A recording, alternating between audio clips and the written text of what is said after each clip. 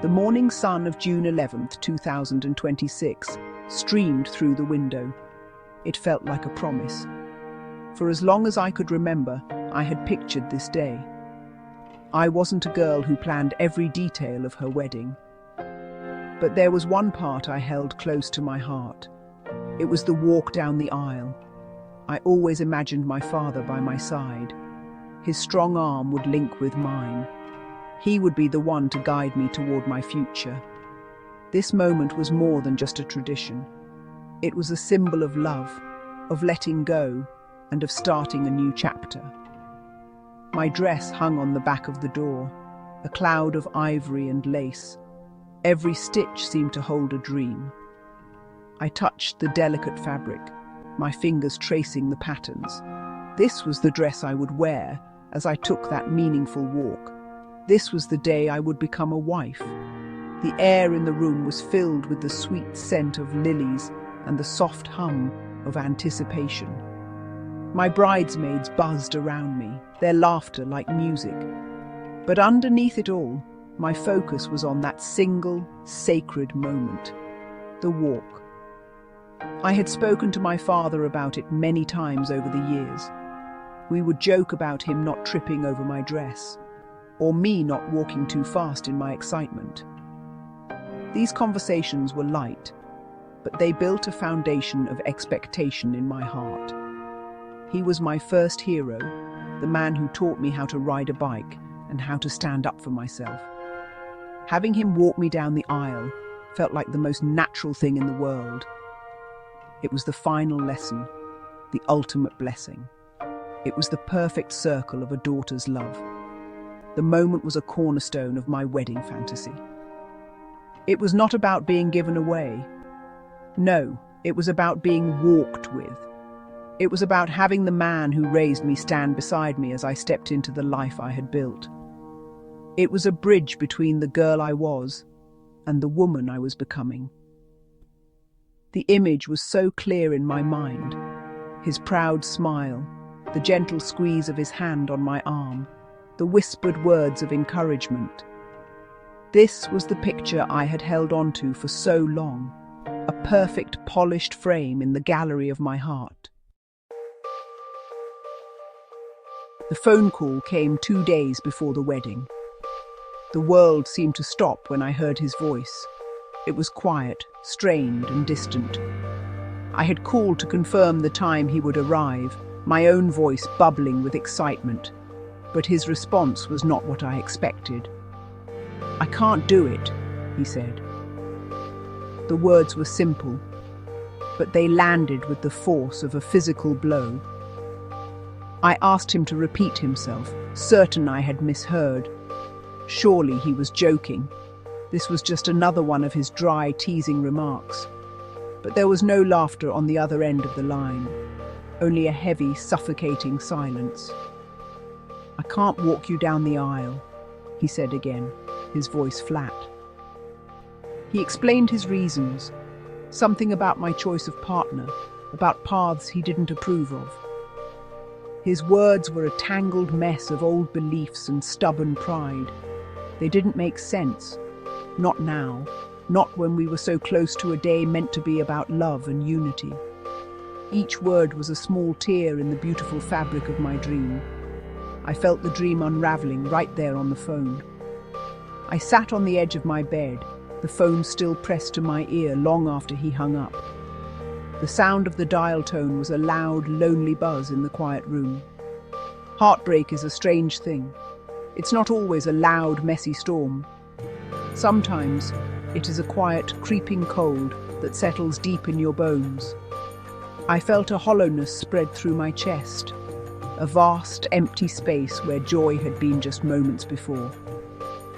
The man who was supposed to be my rock, my first protector, had chosen this moment to crumble. The days leading up to the wedding were a blur of forced smiles and quiet tears.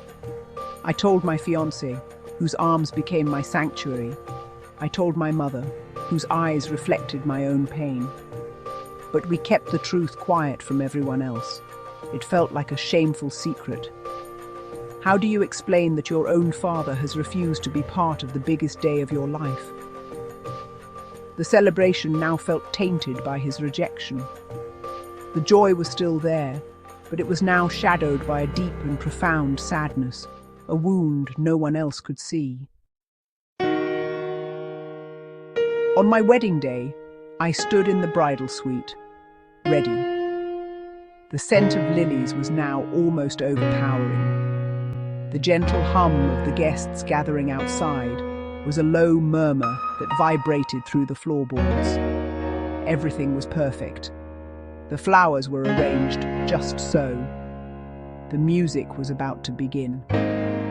My friends looked beautiful in their dresses, and yet an invisible weight pressed down on the entire scene. It was the weight of an absence, the weight of a door that had been firmly closed in my face. I looked at myself in the full-length mirror. The woman staring back was a bride. Her hair was perfect. Her makeup was flawless. Her dress was a work of art. But her eyes held a story of deep disappointment. I saw the little girl who had waited for this day, the girl who had imagined her father's proud face looking back at her. In that reflection, I saw the empty space beside me. It was more than just a physical gap. It was an emotional void, a glaring reminder of the love I had expected but did not receive. My bridesmaids fell silent as they watched me. They knew. They didn't have all the details, but they could feel the shift in the room's energy. The joyful chaos had been replaced by a reverent stillness. One of them came and adjusted the veil on my head, her touch gentle and full of unspoken sympathy. Another squeezed my hand, her eyes saying everything her words could not. Their support was a lifeline, but it couldn't fill the specific father-shaped hole that had been carved into my heart. The minutes ticked by, each one bringing me closer to that walk. The wedding coordinator peeked her head in. 5 minutes, she whispered, her smile bright and professional. A wave of panic washed over me. How could I do this? How could I walk down that long aisle alone? The thought of every eye on me, of the pity they might feel, was terrifying. The walk that was supposed to be a triumphant march toward my future now felt like a lonely, sorrowful parade. The music was about to start, a song I had chosen with care. Now, I feared its beautiful melody would only highlight my solitude. The music began to swell from the garden below. It was the gentle instrumental version of a song I loved, a melody meant to signal my arrival. My heart pounded in my chest, a frantic drumbeat against my ribs. I took a deep breath, trying to steady myself.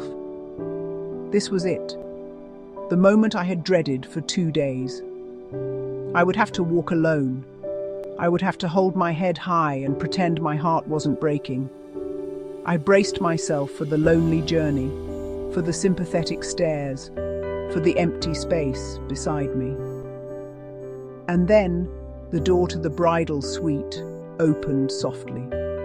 I turned, expecting to see the wedding coordinator again. But it wasn't her. It was my mother. She was already dressed for the ceremony, looking radiant in a deep blue gown. Her face, however, was filled with a mixture of love, sorrow, and fierce determination. She didn't say a word at first. She just walked toward me, her eyes locked on mine.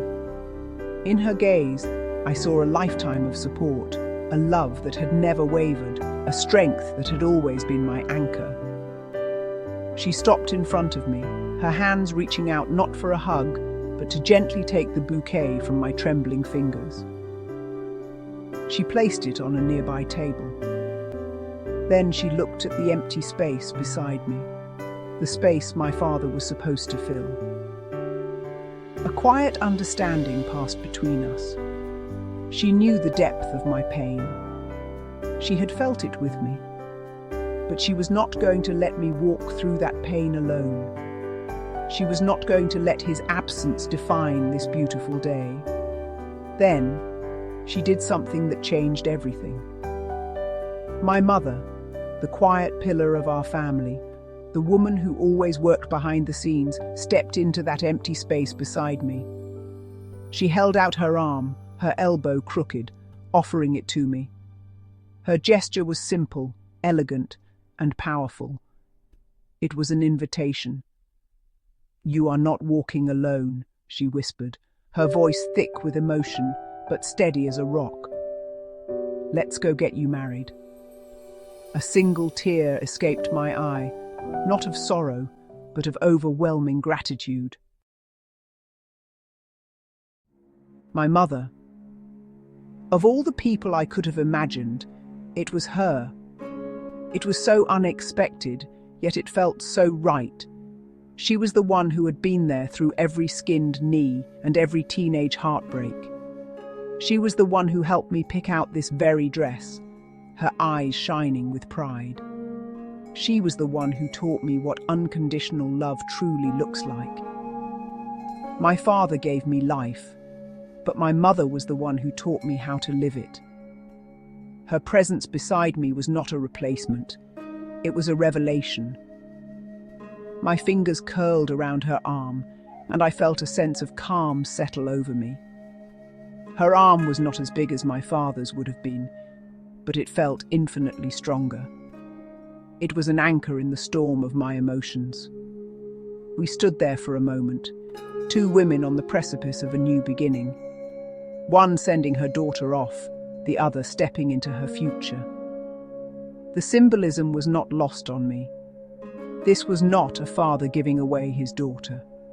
This was a mother standing with her daughter, a testament to the enduring power of female strength and love. As we stood at the top of the aisle, looking out at the faces of our loved ones, I realized the significance of this moment. My story was not about being abandoned. It was about being rescued by an unexpected hero. My mother had seen my pain and refused to let it be the final word. She had stepped out of the shadows and into the light, not for herself, but for me. It was an act of pure, selfless love. It was a lesson in resilience, a reminder that the people who show up for you are your true family. The choice was profound. It remade the narrative of my wedding day. The story was no longer about a father's rejection. It was now about a mother's devotion.